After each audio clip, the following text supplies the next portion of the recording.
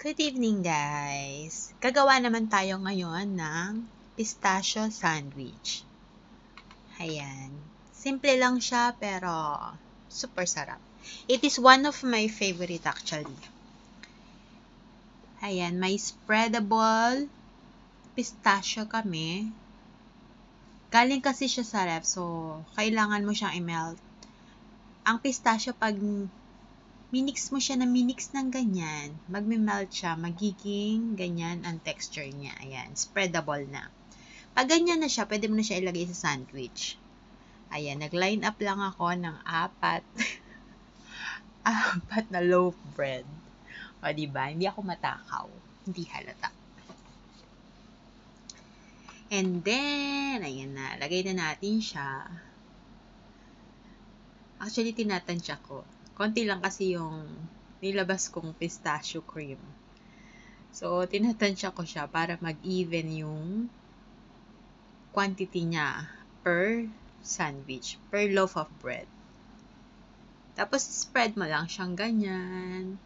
Later, lagyan mo ng konting pistachio cut, and then bake.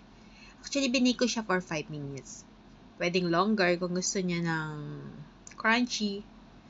Pero ako kasi hindi ako fan ng mga matitigas na tinapay. So, gusto ko lang maluto ng konti yung cream ng pistachio. Saka mag-crunchy ng konti yung pistachio nuts.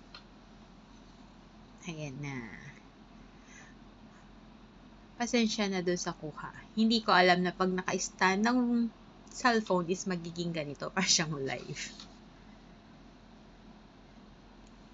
Ayan. Sayang naman yung iba pang cream. So, ilagay na natin lahat. Para sulit na sulit. Ang taas ng calorie nito.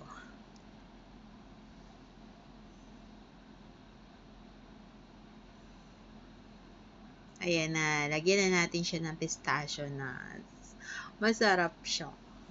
As in. Tapos, ang medyo sweet kasi siya. So, ang pair ko sa kanya is green tea. Yung green tea kasi, diba? It's usually take na without sugar. So, para balance. Hindi masyadong nakakaumay.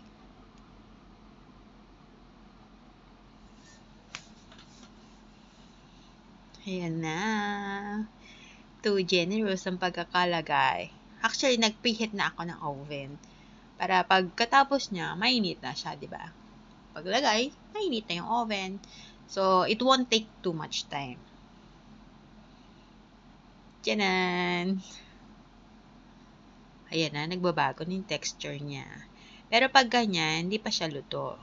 Pag ang texture niya is parang medyo nag-light brown and medyo nagda-dry, yan. Pwede na siya.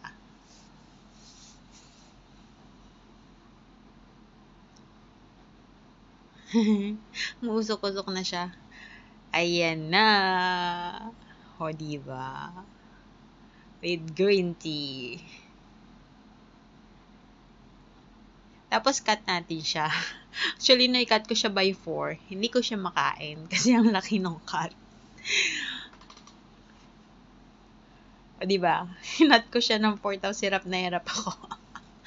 So, hinati ko pa siya ulit sa mas maliit. Smaller size.